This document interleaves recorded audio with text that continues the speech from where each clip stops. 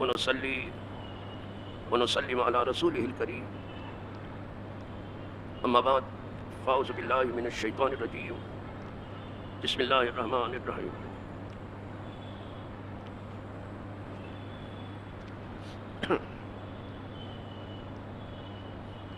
وعن أبي هريرة رضي الله تعالى عنه قال قال رسول الله صلى الله عليه وسلم صلاة في مسجدي هذا خير من 1000 صلاة فيما سواه إلا المسجد الحرام. متفق علیہ. میں نے آج باب المساجد سے صرف ایک ہی حدیث پڑھی ہے، اس لیے کہ دیکھنے میں تو یہ حدیث اور اس کے الفاظ کچھ زیادہ نہیں ہے، مختصر ہے، لیکن علماء کے نزدیک اس کی شرح میں اور اس کی تفصیل میں بہت سی علمی گفتگو. سب سے پہلے میں اس کا ترجمہ عرض کر رہا ہوں. جناب ابو ہریرہ رضی اللہ تعالیٰ عنہ سے مروی ہے، کہتے ہیں فرمایا رسول اللہ صلی اللہ علیہ وسلم کہ نماز میری اس مسجد میں، یعنی مسجد نبوی شریف، مسجد مصطفیٰ میں، نماز میری اس مسجد میں بہت اچھی ہے. اس کے سوا دنیا میں جتنی بھی مسجدیں ہیں ان کے مقابلے میں میری اس مسجد میں 1000 نمازوں سے بھی بہت زیادہ بہتر. الف کہتے ہیں 1000. دنیا کی کسی بھی مسجد میں 1000 نمازیں ہوں اور وہ ادا بھی ہو جائیں اور بارگاہ خدا بندی میں قبول بھی ہو جائیں، تو بھی میری اس مسجد میں جو نماز ہے وہ 1000 نمازوں سے بہتر ہے. کتنی بہتر ہے اللہ جانے اور اللہ کا رسول.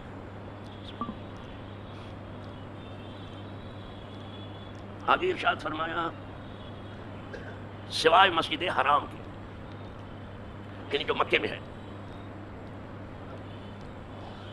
خانہ کعبہ جسے غلاف پہنایا جاتا ہے، اس کے بعد وہ جگہ جس میں لوگ طواف کرتے ہیں، اس کے بعد جو عمارتیں بنی ہیں وہ سب مسجد حرام. وہ خانہ کعبہ ہے، وہ مطاف ہے، وہ مسجد حرام. اب سمجھیں دنیا میں 3 مسجدیں ایسی ہیں جس کا بدل موجود نہیں ہے. مسجد الحرام جو مکے میں ہے، مسجد اقصی جو شام اور اردن میں ہے، اب یہودیوں کا اس پر غاصبانہ قبضہ ہے، اور مدینہ منورہ کی یہ مسجد جو حضور نے تعمیر فرمائی جسے مسجد نبوی شریف کہتے ہیں. کوئی کتنی ہی اچھی مسجد بنا لے اور کتنا ہی بہترین سرمایہ اس میں لگا دے، پوری اپنی حلال کمائی اس میں اڈیل دے، اور اس کی تعمیر میں بہترین تعمیری فن کا مظاہرہ بھی ہو، وہ دیکھنے میں آپ اپنی مسجد دکھائی دے رہی ہو، کچھ بھی ہو لے، لیکن ان 3 مسجدوں کا مقابلہ نہیں ہے. اس کے سوا آپ اور کیا کہہ سکتے ہیں کہ مسجد حرام حضرت خلیل کی بنائی ہوئی ہے، مسجد اقصی حضرت داؤد علیہ السلام، حضرت سلیمان علیہ السلام کی بنائی ہوئی ہے، اور مسجد نبی شریف خود حضور کی بنائی ہوئی ہے. جب ان کی بنائی ہوئی چیز کا تمام دنیا کے کسی چیز سے مقابلہ نہیں، تو خود ان کا مقابلہ کون کرے گا؟ بس اتنی سی بات کہوں گا. بس وہ جھک مارتے ہیں جو ادھر ادھر کی بات، وہ افوات اور خرافات میں پڑے. ان کے ہاتھ جس چیز کو لگ جائے وہ بے مثل ہو جاتی ہے. پھر ان کا بے مثل ہونا کیسے ثابت نہ ہو؟ صرف ان کا ہاتھ لگ جائے. ابھی حضور ہی بیان کر رہے ہیں نا، ورنہ تو نماز اللہ کی ہے. اور سن لیجیے، جتنی مسجدیں ہیں دنیا میں سب اللہ اس کے رسول کی ہیں، جتنی مسجدیں بھی ہیں، لیکن خاص طور سے ان 3 مساجد کو جو یہ مقام حاصل ہوا وہ اس کے سوا اور کیا ہے؟ اس میں انبیاء کے ہاتھ لگے ہوئے ہیں. ان کا ہاتھ جس چیز کو بھی لگ جائے یا ان کی ذات کسی چیز سے مس ہو جائے وہ بے مثل ہو جاتی ہے. یہ تو خیر مسجد ہے، اس میں ہاتھ لگ گیا تو بے مثل ہو گئی. حضور کی ذات پاک استن حنانہ سے مست ہوئی سوکھی لکڑی سے تو وہ بے مثل ہو گئی. وہ بخاری شریف میں ہے.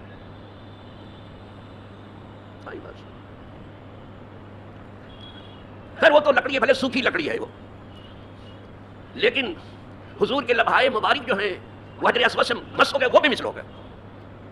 فاروق اعظم کہتے تھے کہ اے پتھر میں جانتا ہوں تو پتھر ہے، مجھے معلوم ہے۔ حجر اسود کو کوئی خدا نہیں کہتا، پتھر ہی سمجھتے ہیں ہم، میں جانتا ہوں کہ تو پتھر۔ اگر حضور کو چومتے ہوئے میں نے نہ دیکھا ہوتا تو میں تو نہیں چومتا تجھ کو۔ لولا رأیت رسول اللہ صلی اللہ علیہ وسلم ما قبل، اگر حضور کو نہیں دیکھا ہوتا ما قبلت کا تقبیل کہتے ہیں بوسہ لینے کو، حضور کو بوسہ لیتے اگر نہیں دیکھا ہوتا نا بوسہ نہیں دیتا، تو میں تجھے نہیں چومتا ہوں، بوسہ گاہے مصطفیٰ کو چومتا۔ ہاں یہ بات سمجھ، یہ تو فاروق اعظم خود کرے۔ اللہ کی کتاب کی طرف آ جائیں، حاجی طواف کر لیتا ہے، 7 چکر لگا لیتا ہے،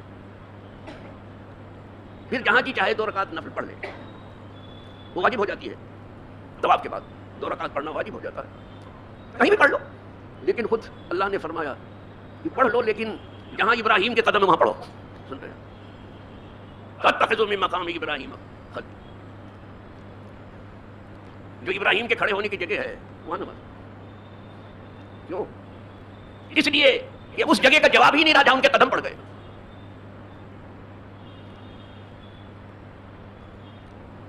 بس امینے کی نشانے کفی پائے تو بہت سالہ سجدہ صاحب نظرہ خواہد بود، اے خاصان بارگاہ جہاں آپ کے قدم پڑ گئے، قدم ناز پڑ گئے، وہاں اہل نظر سالہ سال تک سجدہ کرتے رہتے۔ واتخذوا من مقام ابراہیم مصلی، ابراہیم کے کھڑے ہونے کی جگہ کو مصلی بنا لو، نماز پڑھنے کی جگہ۔ مصلی کس کو کہتے ہیں؟ نماز۔ جی صاحب، یعنی نماز میں بھی قدم خلیل ہم ڈھونڈ رہے ہیں، یہ کتاب بتا رہی ہے۔ اب ادھر ادھر کی بات کرنے سے فائدہ کیا ہے؟ چلو ابھی حدیث پر آ جائیں۔ حضور فرماتے ہیں میری اس مسجد میں نماز دنیا کی جتنی بھی مسجدیں ہیں ان کی 1000 نمازوں سے بہتر ہے۔ برابر ہے نہیں نو خیر کا، اور اس میں تفصیل ہے، خیر ان سے بہت بہتر ہے، 1000 نمازوں سے بہت بہتر ہے۔ کتنا بہتر ہے اللہ جانے اور اللہ کا رسول جانے۔ بس ایک مسجد کا استثناء کیا، الا المسجد الحرام، مسجد حرام کے سوا، مسجد حرام سے 1000 درجہ زیادہ نہیں، 1000 درجہ زیادہ اس سے بھی ہے، مسجد حرام سے بھی ہے۔ اب سن لیجیے ترجمہ تاکہ یہ کان کی جو ہے ٹھیک نکل جائے جو روئی بھری ہوئی ہے۔ اس سے 1000 درجہ بہتر نہیں، بہتر سب سے ہے۔ ادب کے لیے کیونکہ بات خدیر کی آ رہی ہے نا، بس یہاں علماء میں بھی بحث چلی کہ کون بہتر ہے۔ زیادہ تر محدثین اور زیادہ تر ائمہ مذاہب ادھر گئے کہ خانہ کعبہ میں ایک نیکی جو ہے ایک نماز لاکھ کے برابر ہے، یہ آپ سب کو معلوم ہے۔ تو انہوں نے وہ گفتگو کی، لیکن امام مالک رحمۃ اللہ جو عالم مدینہ ہے وہ کہتے ہیں کہ حضور کی مسجد میں نماز خانہ کعبہ سے بھی بہتر ہے، اگرچہ 1000 درجہ بہتر نہیں ہے لیکن بہتر ہے، اور یہی لفظ بھی آیا ہے۔ ترجمہ پھر سے کر دیتا ہوں، پھر سے سن لیجیے تو پھر آپ کو معلوم ہوگا۔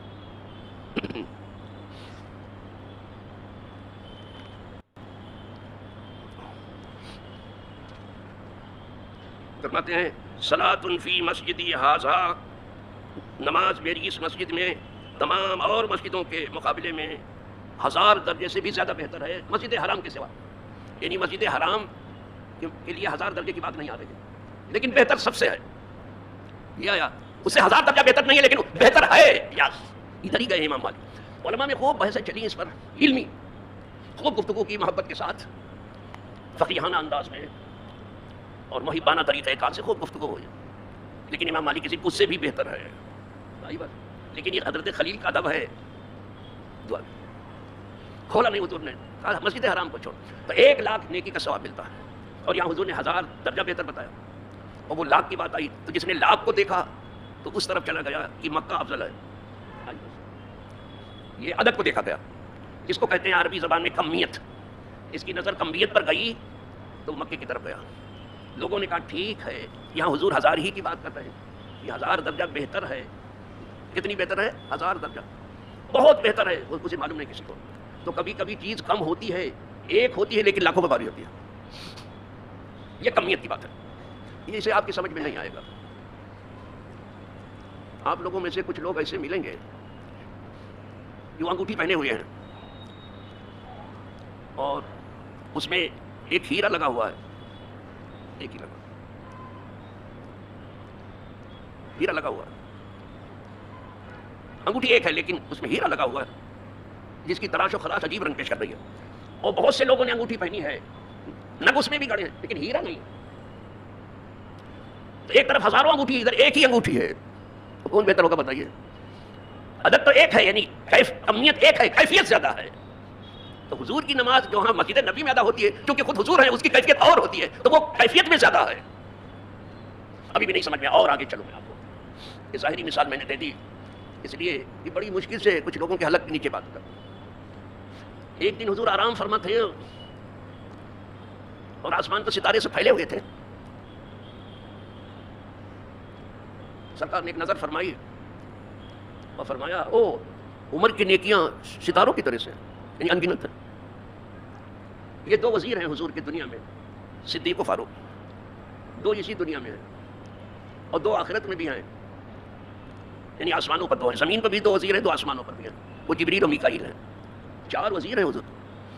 اگر حضور کے خلفاء 4 ہیں نا، وزیر بھی 4 ہیں، 2 زمین پر 2 آسمانوں پر. اور میں وہ عمر کی نیکیاں جو ہے تاروں کی طرح سے پھیلی. تو سیدہ عائشہ سن رہی تھی کہ فاروق اعظم کی اتنی تعریف ہو رہی ہے. تو صدیق اکبر کی بیٹی ہیں، وہ صاحبزادی ہیں، ان کی لخت جگر ہے. عرض کرنے لگی فائنا ابو بکر، حضور ابو بکر کہاں ہے؟ ایسا سوال کیا. اب یہ تارے تو انگنت ہیں نا. فائنا ابو بکر، فرمایا ابو بکر عمر حسنۃ من حسنات ابو بکر. عمر کیا ہے؟ ابو بکر کی نیکیوں میں سے ایک نیکی ہے. ابو بکر کی ایک نیکی تمام ستاروں کو بھاری ہے. اب سمجھ میں آیا؟ اب آ گیا ہوگا. بس بابا. لیکن یہاں کوئی جنگ و جدال نہیں ہے، کوئی مارکا نہیں ہے، قتل و قتال نہیں ہے، جنگ و جدال نہیں ہے، علمی مباحث ہے. پھر بھی اگر کسی کو نہیں اچھا لگتا تو نہ اچھا لگے. اعلیٰ حضرت نے بھی کہا کسی کے حلق کے نیچے زبردستی اتارنا کسی کا کام نہیں ہے. اعلیٰ حضرت نے بھی اس بحث کو اٹھا کر کے یہاں لے جا کے ختم کر دیا کہ طیبہ نہ صحیح افضل، مکہ ہی بڑا زاہد. ادب کیا، علماء کا زاہد کا لفظ استعمال کیا، کیونکہ علماء کی بحث ہے نا. جب علماء کی بحث ہو تو طرفین کا ادب کیا جائے گا. طیبہ نہ صحیح افضل، مکہ ہی بڑا زاہد ہے. ہم عشق کے بندے ہیں، کیوں بات بڑھائیے. آپ جو کہہ رہے ہیں وہ فقیہانہ عقل استعمال ہو رہی ہے. آپ فقیہ ہیں، آپ زاہد ہیں، آپ پرہیزگار ہیں، صاحب کی علم والے ہیں، لیکن ہم فقیہ ہونے کے ساتھ ساتھ حضور کے عاشق بھی ہیں. ان پر جان چھڑکنے والے ہیں، ہم عاشق ہیں. یعنی ہم اس راستے پر جس پر امام مالک ہے کہ جہاں حضور ہے وہ جگہ اگر سب سے بہتر ہے، سب مانتے ہیں، تو مدینہ بھی سب سے بہتر. والمدینہ تو خیر لہم لو کانوا یعلمون. سن لیجیے، ایک وقت ایسا آئے گا ایمان سمٹ کر کے صرف ایک جگہ رہ جائے گا. ایک دور ایسا بھی آئے گا. وہ کون سی جگہ ہے؟ مکہ ہے کہ مدینہ ہے؟ بولو ذرا پڑھ کے سناؤ حدیث. تو ایک دور ایسا بھی آنے والا ہے کہ ایمان سارے جہاں سے سمٹ کر کے صرف ایک جگہ آ جائے گا. تو مکہ ہے کہ مدینہ ہے؟ ہمارے لیے دونوں جگہ بڑی اوپر کی ہے، مکہ بھی مدینہ. وہ 2 آنکھوں کی طرح سے ہے. لیکن حدیث بات پہ کیا، کہاں سمٹ کے جائے گا؟ ایسا سمٹ جائے گا جیسے سانپ اپنے بل میں سمٹ جاتا ہے. وہ کون سی جگہ بتائیے آپ؟ مکہ ہے کہ مدینہ؟ مدینہ. مدینے میں سمٹ جائے. یا رسول المدینہ تھے کما یارز الحیۃ فی جوہرہا، جیسے سانپ اپنے سوراخ میں سمٹ جاتا ہے، ویسے ایمان سمٹ کے مدینے میں پہنچ جائے گا. جہاں مدینے والے ہیں وہ جگہ سب سے بہتر. والمدینہ تو خیر لہم لو کانوا یعلمون. یہ ہم نے تھوڑا سا اشارہ کیا، ورنہ اس پر بہت ساری بحث ہے، بہت ساری گفتگو ہے. تھوڑا سا نمونہ خروارے کے طور پر ہم نے تھوڑا سا اشارہ کر دیا کہ تھوڑا سا آپ سمجھیں تو سمجھیں. اللہ سمجھ بوجھ دے، علم و فہم دے، اور علماء کا ہمیں ادب سکھائے، فقہا کا ادب سکھائے. وہ جو بندگان عشق ہیں جان چھڑک، ان کا ادب سکھائے، صحابہ کا ادب سکھائے، اہل بیت کا سکھائے، تابعین کا، تبع تابعین کا، سلف صالحین کا، بزرگان دین، سب کا اللہ ہمیں ادب سکھائے. اور اللہ ہمیں انہی کے طریق پر زندہ رکھے، انہی کے راستے میں موت آئے، اور انہی کے قدموں میں ہم تمام کا حشر نشو. آخر دعوانا الحمدللہ رب العالمین.